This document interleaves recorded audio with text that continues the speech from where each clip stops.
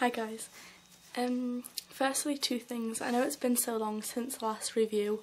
Dum Spiro Spero came out on the 3rd of August. Lovely proof for you there.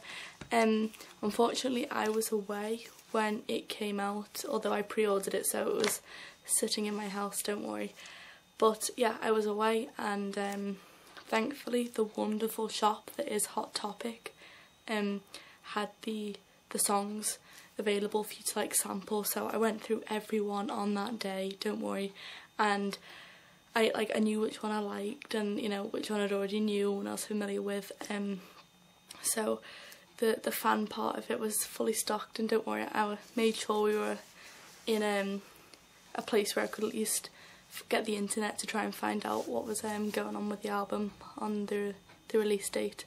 Number two, sorry, I'm kind of ill, so my voice is probably a little bit blocked and I'm not like mentally here because of me being not well, so I'm going to take this opportunity to wish you all good health with it coming winter as well. Must just be that time to get ill, I don't know. So yes, if you have not gone through every song and given it a little review, don't worry, that's what I'm here for. So just sit back and just listen for however long I go on for. Yeah.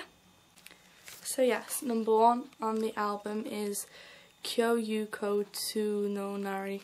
Please forgive me for my pronunciation, but yeah. This reminded me of Sabia from Ouroboros. It seems that like similar to Sabia. It's like a 2-minute intro song, if you will. It was beautiful. I think the piano was really haunting, and much like some of the noises were like deity from Macabre.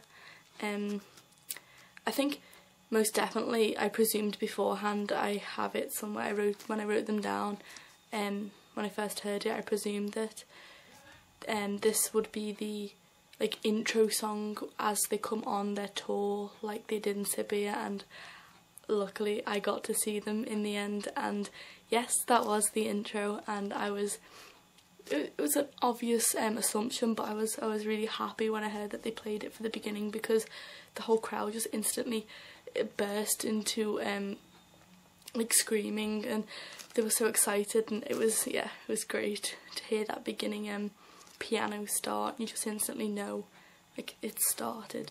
Number two is the Blossoming Beelzebub. Yeah, well, the word Beelzebub is like a deity, funny because I mentioned it before, and then the blossoming part of it I feel is portrayed in like the pragmatic like sound that you get from it, with like the heavy bass and the drums and stuff. I think at 5/16, I think around about, the amalgamation of voices you get is really like scary, and it really sets the whole like deity like demonic satanic like theme. You kind of really get that feel.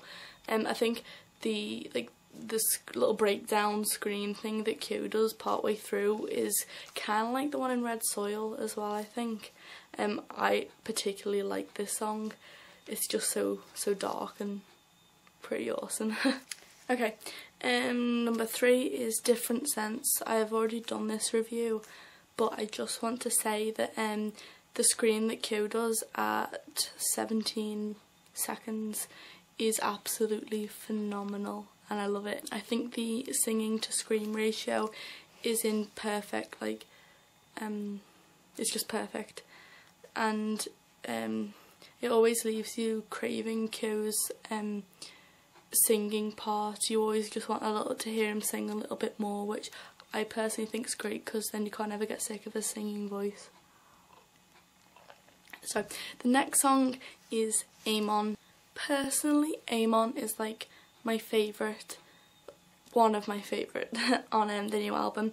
I just think that like the way it starts so slow and like, you know, again pragmatic, and the way it just explodes into a full speedy beat later on is really like riveting to listen to, and I feel like if Kyo's back tattoo had a song, I kind of think it'd be this. It's kind of bizarre, but I just think it'd fit perfectly.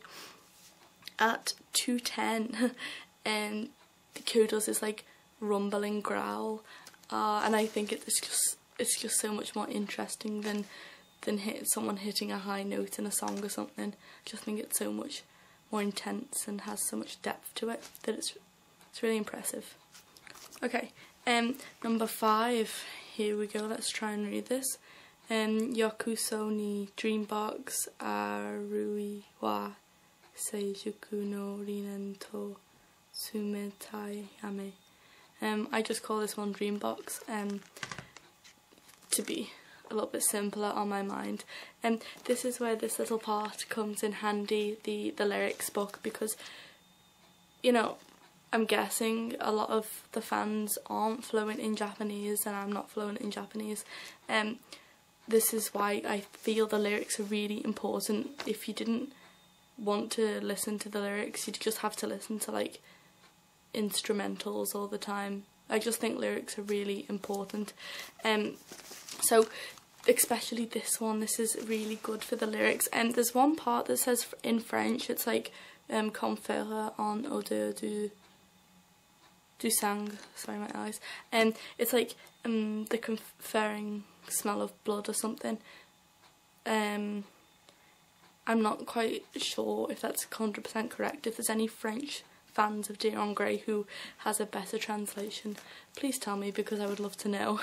I think this one is really amazing. The whole Hindu-y prayer like chant sound that Kyo makes like halfway through is really, oh, it's just great. It just totally explains like the album cover, you know, the artwork. You really get a feel of that in this song, I feel. It was amazing live. I knew it would be, and just when I heard it I was just like, oh, this is going to be totally epic, and it just was. Some of the notes that Kyo can hit in this song is very impressive, and he never fails to impress me. Okay, number 6 is Yuyoku. I really loved the guitar at 16 seconds till about 22 seconds. It's like really high, and I call it cute, right? But it's it just works really well with the song. Again, I think this is amazing, and will be amazing played live because of the really good beat in it. I think again it captures the album artwork like perfectly, which is really good. At 2:23, yeah, there's this amazing like guitar part, definitely worth listening to, I think. It just makes like the whole guitar coming in with like the singing makes it come to life completely. Just quickly again moving on to the 7th one is I think in the 7th one you've definitely got to listen to it, because as soon as I heard the drums at the beginning, it reminded me of Fall Out Boy's Sugar We're Going Down, only slightly, don't kill me, because I heard it and I was like, what? But don't worry, I mean the dark lyrics and the way like it ends totally like took that smile off my face. It got me terrified of the songs again, which is always great to see. Okay, the 8th one is Lotus. I've already done this one, but it's like such a gentle and beautiful chorus, I feel. Again, the lyrics are amazing in this one. Hopefully I'm gonna like pop up some review, you know, using that little YouTube thing you can do. So check it out if you haven't seen it. If not, watch it again, why not? Number 9 is Diabolos, and there is so much to this song. It's the drums are quite slow, and it's calm, but in no means is it a sweet song. I think like the lyrics are really like imbued with like the threat of the future, and when it speeds up you feel like the threat is like finally present with you. Again, lyrics are important, I feel, in understanding the song. I do like this one though. It was just like the screams from Kyo are just so unique and unlike any other band. It's just really pretty cool. Number 10 is Akatsuki, and I think that this one is really good for Kyo's like vocal range because it really boasts it. The intro and the harmonies are really unique, and I feel that you know, just before you hit the harmonies at the beginning, it kind of sounds a little bit like Hageshi Tokone Mune no Naka de, so on and so on, so on, the one they did for Saw. Just a very tiny bit, which is always good because then you can feel like they've related their songs together. But yes, it's a good song, again, good song, can't complain at all.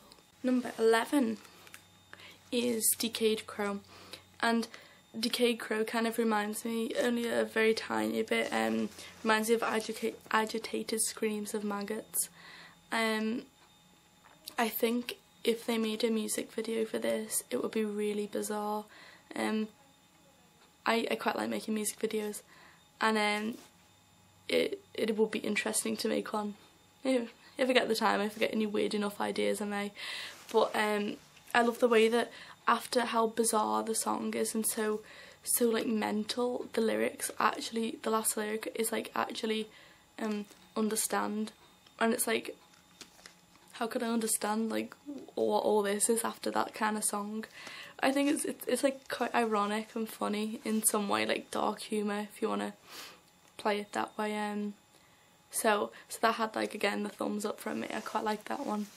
Okay, number 12 is Hageshi Satomona Kanune Nakade, and like I said, so on and so forth.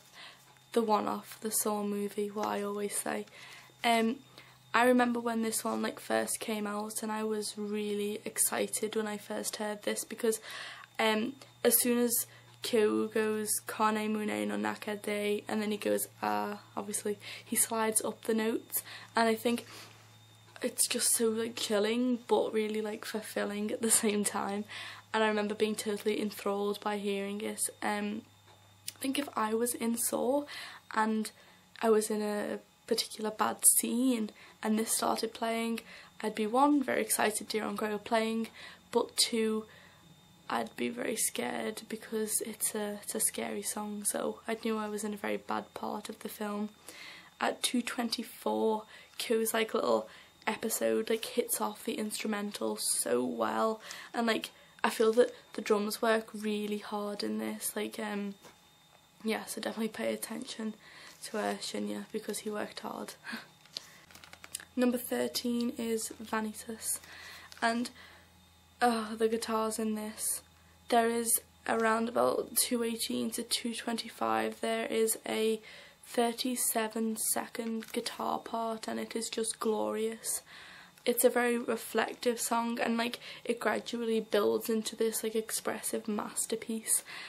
This is a beautiful song, I think, and I think you could only really fully appreciate its full beauty live. I think this would be an awesome song to hear live. I love this one. Yeah, 100%. I love this song. It's beautiful. The last song, if you haven't got the deluxe album, is Ruten no Tao. I think, as I said, I was away when this album came out, but when I was standing or raving in Hot Topic and freaking out the fact Ongryo were, you know, being played, I found this one and I again fell in love with this one. I was just like stopping literally anyone who was listening to the music section and telling them to turn on number 14 of Dum Spiro Spero, just to admire. It's absolutely amazing, like the harmonies, about 21 seconds to 30, you know, at the beginning, they're just to die for. They're amazing harmonies, which I really enjoyed to hear. Kyo's voice is beautiful, and I think this song has like amazing structure with like a really clear chorus. Usually in albums you get very strong beginning and then it kind of falls apart by the end, and you know, no one really gets past number 8 on most albums because they get bored or something.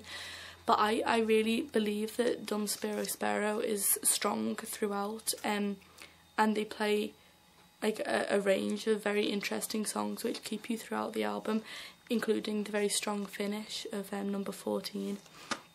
So I give like Dum Spiro Spero the massive thumbs up.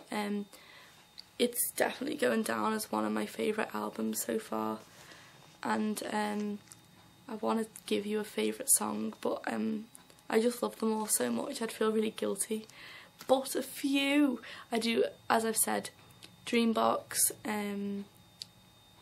Amon, and Vanitas, and Route and Hotel, I think are very beautiful ones. They're trying not to mention like the single ones, because if they're single maybe I can pick them out on their own, I don't know. Yes, when I'm maybe hopefully feeling a tiny bit better, or if I can make myself tomorrow, I will do the deluxe edition bonus tracks, because I have obviously listened to them and I've reviewed them via notebook or something. So yes, I'll do a separate video for that if you're a very lovely dedicated fan who's got the deluxe album. And last thing, when the album leaked, well done to anyone who was strong enough not to download it and listen to it prior to the release date. I resisted that temptation.